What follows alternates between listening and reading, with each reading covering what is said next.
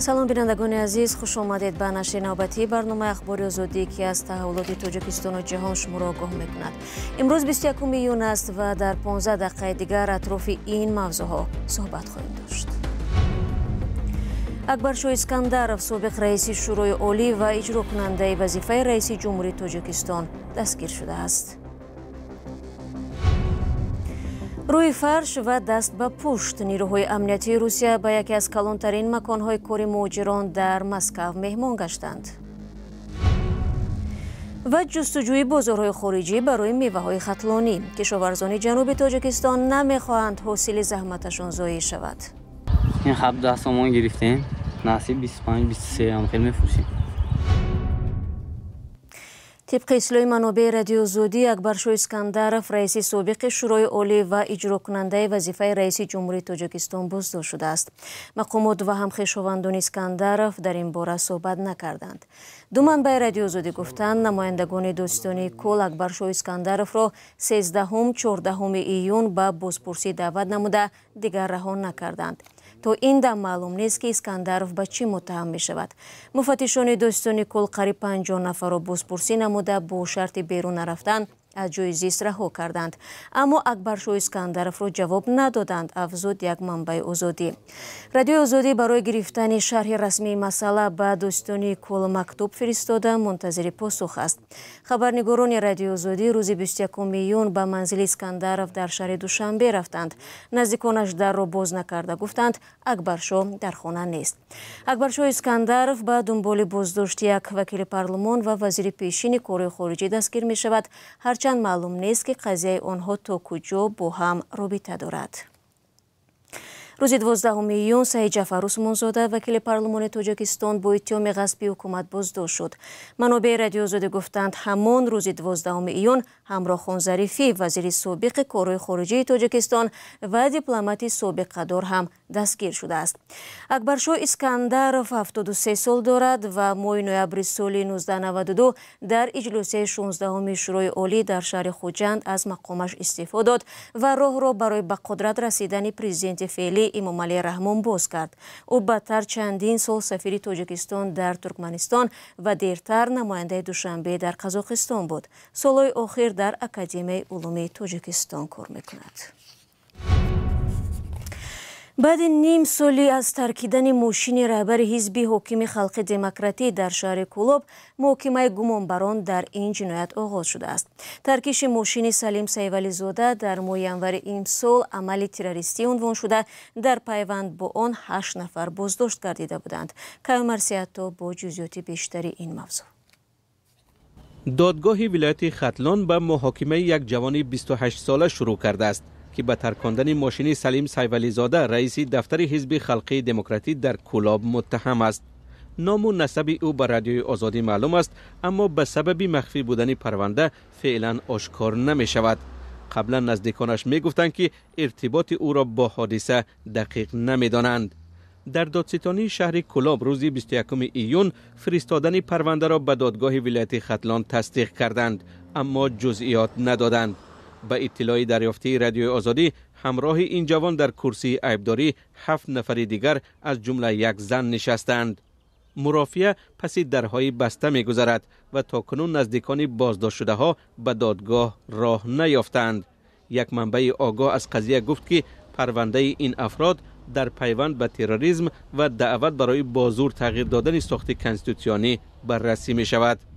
ماشین خدمتی سلیم سیولی زاده در اول ماه ینور سال 2024 در خانه‌اش در دهه تودکفش شهر کولاب ترکید. خودش از پای آسیب دید، ولی در بیشتر از نیم سال گذشته این حادثه را شرح نداد. وزیر کارهای داخلی تاجیکستان آن را عمل تروریستی و دادستانی کولاب دستور گروه‌های افراطی نامید.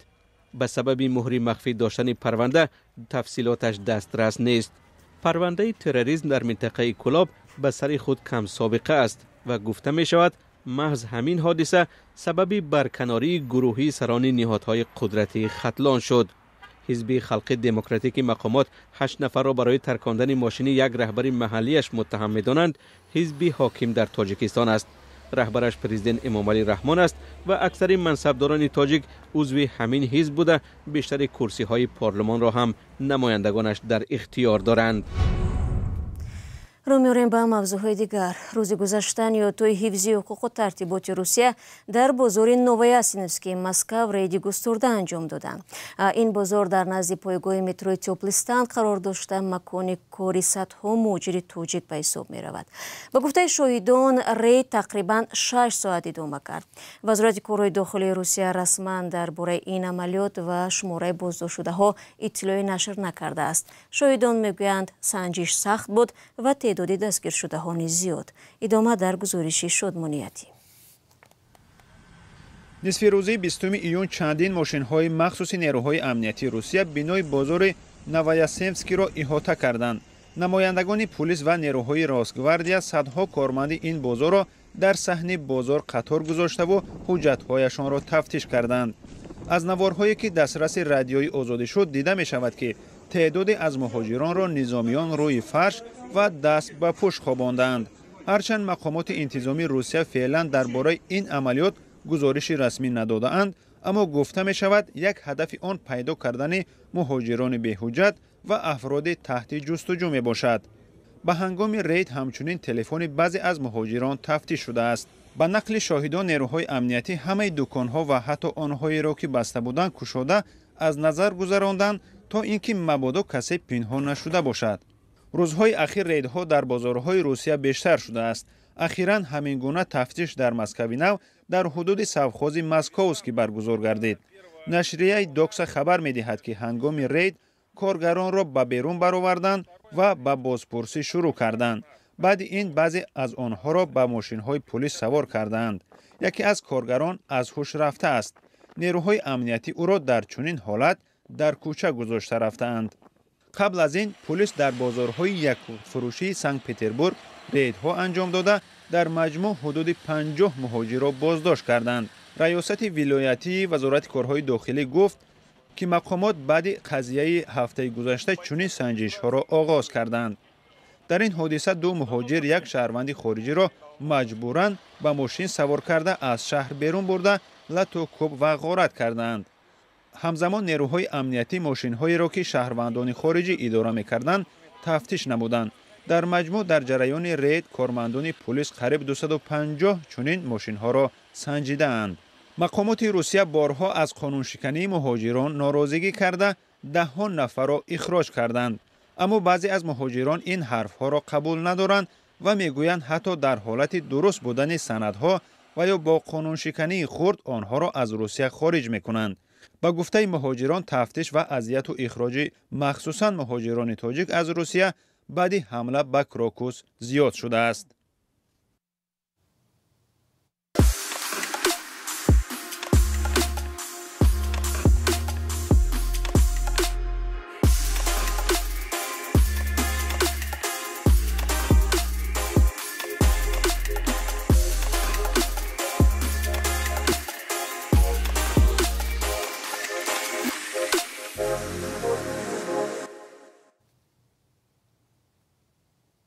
شما برنامه اخباری رادیو آزادی را تماشا دارید.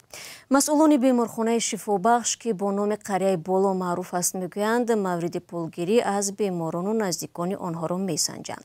روز 19 ایون رادیو آزادی بر اساس شکایت ساکنان درباره مشکل ورود به بیمارخانه قریه بالا مطلب نشر کرد. چند از ساکنان ادعا کردند که در درآمدگاه بیمارخانه قریه بالا راه را بستند و ماشین‌های یاری تعجیلی یا عربچه‌های برقی برای تا بینای بیمارخانه رساندن از ساکنان 50 سومانی می گرفتند. ماموریت بیمارستان روز 20 ایون در واکنش به این مطلب نوشت که عربچه‌های برقی برای آسان کردن مشکل بیماران به رایگان خدمت می رسانند. ماموریت بیمارستان اطمینان داد که برای رفع کمبودی‌ها و بهتر کردن صفت خدمت تمام چاره‌های ضروری اندیشیده می شوند. برنامه را ادامه میدیم. کشاورزان جنوب تاجیکستان امکانیت‌های نوی تجارت و صادرات میوه و سبزیجات خود را جستجو دارند. در ولایت ختلان سالانه صدها هزار تن میوه و محصولات دیگری کشاورزی استحصال می شود، ولی به سبب ترغیبات کم یا ندانستن راه‌های تجارت هزاران تن آن در داخل میمانند و یا ویران می شوند. در گزارش همکارمان برای یوسفی می بینیم که محصولات این منطقه به چه شکلی و به کجا صادر می شود. در ختلان ولایت اگراری تاجیکستان میوه و سبزیجات فراوان شده است. در این باره از اداره کشاورزی ولایت ختلان خبر دادند، ولی نه همه کشاورزان امکان صادرات به خارج را دارند. کشاورزانی که به صفت محصولات اهمیت می دهند، محصولاتشان فراتر از بازارهای روسیه و اروپا نیز برده می شود. حامیدجان احمدов کشاورزی سابقه‌دار در ناحیه جلالالدین بلخی در بیش از 15 گکتار زمین کشت پالزی دارد که حالا به صادرات آن آغاز کرده است. او گفت که برای راه پیدا کردن به بازار خارجی محصولات باید صفت خوب داشته باشد و به طلبات جواب دهد. برای این از اصول نوی کشت و پرورش کار میگیرد. با اصول آبیاری قطرگی، پرورش تربوز بروقتی یکچند پیشروی دارد که از جهتی اکولوژی این محصولات ها هم تازه می باشند که نهایت نوری های مینرالی کم مصرف شده می شود و برای صادرات مطابق می باشند. در خوجگی دهقانی که حامیدجان احمدов مدیریت می کند، بالای هر دانه تربوز را می پوشانند، آن را از نور آفتاب نگاه می دارند، کاری که نه همه کشاورزان انجام می دهند. در این نقطه بند و بست تربوز زنان محلی کار می کنند. بعد تازه کردن و در قوطی ها گرفتن جریان صادرات آغاز می شود. قرار است این محصولات به روسیه، بلاروس و بازارهای اروپا برده شود. در این زمینه کشاورزی در منطقه دیگری وادی وخش کشاورزان به شیوه قدیمه کار می کنند، هرچند آنها به بازارهای خارجی راه ندارند ولی محصولات بازارهای منطقه را تامین می کنند. حاصلو من که دیدستین هم خیلی حاصل شد. امسال آب و هوا کمتر سالخین اومد، برای من دیرتر شد تربوز. خیلی خدا با شکر. قش تونستیم کردیم، خیلی خدا با شکر. کشاورزان میگویند که اگر آنها مستقیما امکان صادرات به خارج را پیدا میکردند، درآمد خوب میگیرند. برای صادرات محصولات باید صفت خوب داشته باشد که شریکان تجارتی پیدا شوند. اکثر کشاورزان با شیوه قدیمه کار میکنند که محصولاتشون در بازارهای داخلی فروخته می شود. ان شاءالله نصیب باشه که یگون 50,000 تومان برآورده یگون فایده کنیم، اگه انیخ نمیدونیم چند فایده کنیم، اگه فایده نکنیم چیکار میکنیم میره کوریدن. حالا یک تربوز در نزد زمین دهقانی وادی وخش از 7 تا 20 سومانی ارزش دارد، ولی تاجران آن را به مسافه بردهشان حساب کرده نرخ‌گذاری میکنند. این 17 سومان گرفتیم، نصیب 25-23 هم خیلی میفروشیم. نصیب کردگی باشه. مسئولین بخش کشاورزی در ختلان میگویند که اگرچه هوای اولی بهار سرد بود ولی محصولات کشاورزی حاصل خوب دارد. کشاورزان میگویند که محصولات آنها را میانروها خریداری کرده از طریق ازبکستان به خارج از کشور میبرند. طبق آمار رسمی از اول ماه ایون از ولایت ختلان حدود 300,000 تن محصولات کشاورزی، تربوز و خربوزه، زردآلو و آلو به بازارهای روسیه، قزاقستان و اروپا صادر شده است. معلوم نیست که این آمار نظر به سال گذشته زیاد است یا کم. و همین چند لحظه پیش خبر رسید که پرده قاسم آوازخوان شناخته توجیک وفات کرده است. او 76 سال داشت. پرده قاسم چند سال اخیر روی صحنه کم ظهور میکرد، هرچند در گذشته در محفل‌های زیاد از جمله در کنسرت‌های سطحی دولتی هنرنمایی مینمود. ترانه‌های او اکثراً از آثار شعرای کلاسیک و معاصر توجیک و دیگر آهنگ‌های شادی توجیکی عبارت بوده. او هر سرود را با مهارت بلند اجرا میکرد. پرده قاسم با اردین نشان فخری و عنوان هنرپیشه شایسته تاجیکستان سرفراز شده بود. دوستان عزیز در همین جا برنامه را خلاصه میکنیم و تشکر از یکایک شما که ما را همیشه همراهی میکنید و خبر از این بیشتر رو میتوانید در وبسایت azadi.org و همین گونه در صفحه های رادیو آزادی در شبکه‌های اجتماعی از جمله در فیسبوک و تلگرام، یوتیوب و اینستاگرام مطالب نوی ما را پیگیری کنید. برای شما صورتی با فراغت میخواهم خود را اطلاع کنید. وقتتون بخیر.